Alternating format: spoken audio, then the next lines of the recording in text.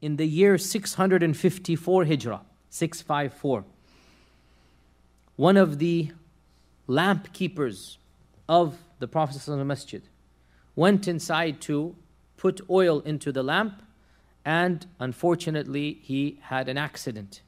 And the oil lit up and it caught fire to a curtain, and the curtain went to another curtain, went to the pillar, and this proved to be one of the most disastrous fires in the history of the Prophet ﷺ's masjid. It caused the whole masjid to burn down and the roof to collapse onto the structure of Umar ibn Abdul Aziz. So this is called the big fire, the great fire. And there were two great fires. This is the first of them we're going to come to. The great fire of Medina. And another tragedy as well occurred, and that is the original Mus'haf of Uthman was destroyed in this fire. The entire masjid was destroyed. But Allah protected the qabr. The whole structure was burnt, collapsed onto the original structure. And they wrote to the Khalifa. It was now the Abbasids, and the Khalifa is al-Musta'sim billah. So they write to him in Baghdad, what do we do? Now this is the qabr. Nobody has been inside the qabr since the time of Umar ibn Abdul Aziz, right? 600 years have gone by. 600 years, nobody has gone inside. What do we do? Do we destroy the structure, build another one? Do we go on top of it, and what do we do? We need the Khalifa's advice. They send a letter to the Khalifa in Baghdad. Who can tell me what's happening in Baghdad right now?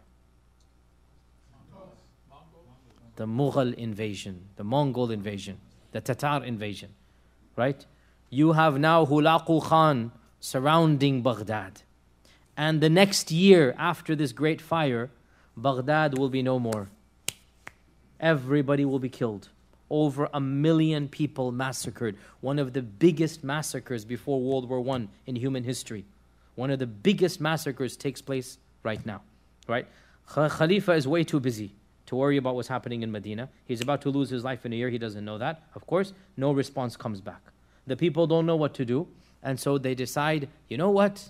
We'll leave it as it is and just build the masjid around it. Out of respect to the qabr, they didn't touch it, including the stuff that fell onto it. So they just leave it be, and they just build a masjid around the qabr. Now obviously when they get to it, they'll have beams that will have the roof, but nobody is going to touch the structure that was built by Umar ibn Abdul Aziz. Nobody touches that. Nobody goes inside because they just don't. So even though things fell inside, who's going to go inside? We don't have permission, and so they let it be. The Mongols continue going down. They continue going towards Egypt until finally, when it appears they're going to take over the whole Muslim world, who stops them? Where are historians here? Who stops them? Al-Zahir Baybaras. Yes. Al-Zahir Baybaras stops them. Where does he stop them? What's it called? The Battle of Ain Jalut. The Battle of Ain Jalut. The Battle of Ain Jalut, right? This is where everything changes. And we discover the Mongols are actually human, mashallah, tabarakallah. And that's when the Muslims start regaining. And so, Al-Zahir Baybaras, now that he's in charge, something has to be done. He's the one who finances the rebuilding of the masjid. So for a few years it remains in its charged state. Then there's no money, because it takes a lot of money. There is no government. The Baghdad government has been completely destroyed. So Al-Zahir Baybaras rebuilds the masjid, and he decides for the time being, you know what, this is a structure that is not in good condition, let's just cover it up. So he builds for the first time a large square around the house of the Prophet. Sound familiar? Sound familiar? That large square is what is still the square. That square that he builds in the year 678 is the square that we now see. Now it's not the grill, but the grail, but the foundation. And he built a dome on top of the grave for the first time. There was no dome ever in the history of Islam until 678, and it was a wooden dome. And that structure remained for 200 years until the second big fire took place. And the second big fire took place in the year 886 Hijrah. The year 886 Hijrah. That corresponds to 1481 CE, by the way. 1481. So to put things into perspective, Columbus has not yet discovered America. The Andalus the Muslims are still in Andalus. 10 years are left, right? To put things into perspective. No, the Ottomans are not fully, the Mamluks are mainly in power right now. So in 1481 CE, when the mu'adhin of Salat al-Isha goes up to give his adhan, and it is a dark and stormy night, and it is raining, lo and behold, a bolt of lightning comes from the skies and strikes the minaret. And the minaret comes crashing down, killing the mu'adhin. And a fire begins on the roof of the masjid. And once again, 200 years later, the entire masjid is up in flames. And it is said all the people of Medina rushed to the masjid because there is no fire department there. You're going to take your buckets of water. You're going to do. Everybody rushed to help preserve whatever was possible to preserve. And basically the whole masjid had to be rebuilt. And so Mamluk Sultan Qaitbay ordered a complete rebuilding of the masjid from scratch again. And he said, we're going to go and clean in the mess from the fire 200 years ago. Can you imagine? That had not been touched. And the greatest scholar alive was chosen. And his name was As-Samghudi, who died 911 AH, 911 AH. And so As-Samghudi was chosen to go inside to the very inner chambers and make sure everything was fine, clean up, make sure that the original structure of Umar ibn Abdul Aziz could still be maintained.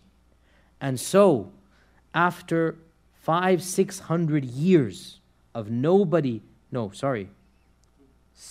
than that, 700 years, after nobody entering the qabr, even though some have said maybe in the 2nd or 3rd century somebody had to enter it because one wall might have collapsed. There is one of these stories as well in the books of history. So maybe somebody had entered in the 2nd, 3rd century, that one of the walls collapsed, they rebuilt it. But for sure, 5 centuries at least.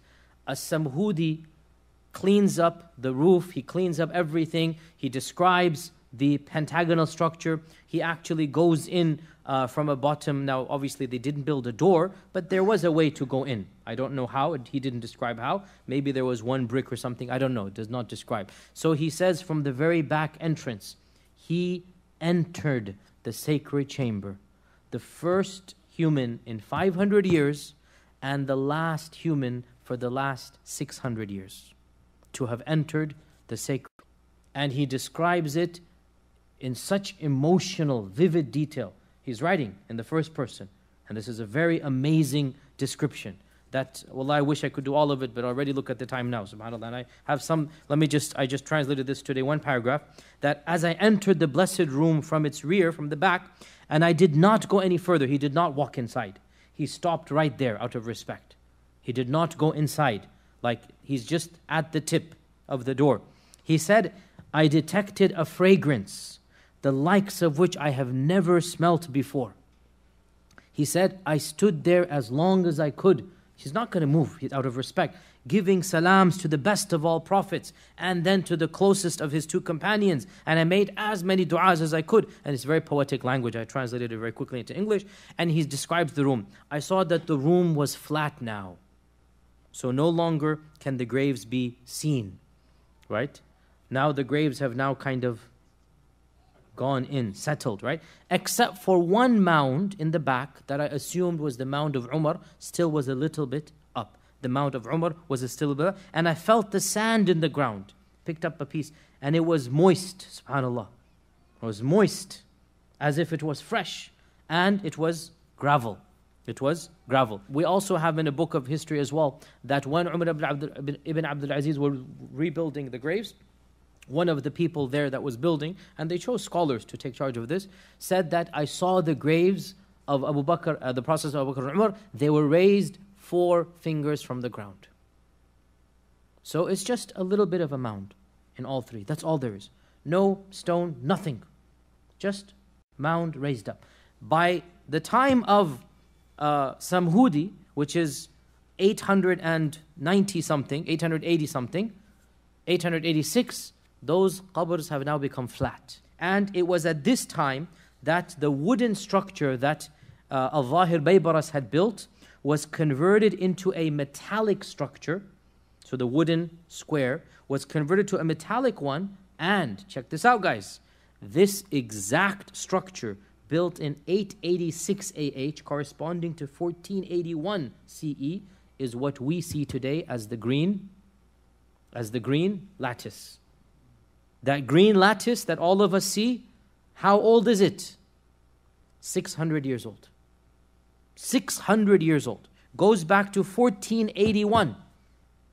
And we're now in 2015.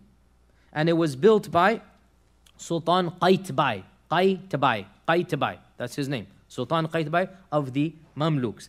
And he converted the wooden dome on top, which was built by Al-Zahir Baybaras for the first time. He converted it to a proper dome, made out of the cement of his time. Not our cement, but whatever. They had their better structure. And that dome was modified until we have what we have today. So that dome, which we have today, was really built by Qaitbay. And the original structure is still there, but of course they've made some additions and some lattices have been put on top. But the Sultan Qaitbay's structure is what is the dome over there. And initially, by the way, the dome was metallic in color. And they liked this because the sun reflected off, it seemed bright. And then they painted it different colors throughout its hundreds and hundreds of years. It was sometimes called the blue dome because it was painted blue. It was also painted white. And then in the reign of Sultan Mahmud around 1253 AH, which is 1837 CE, literally 150 years ago, 160 years ago, it was for the very first time painted green.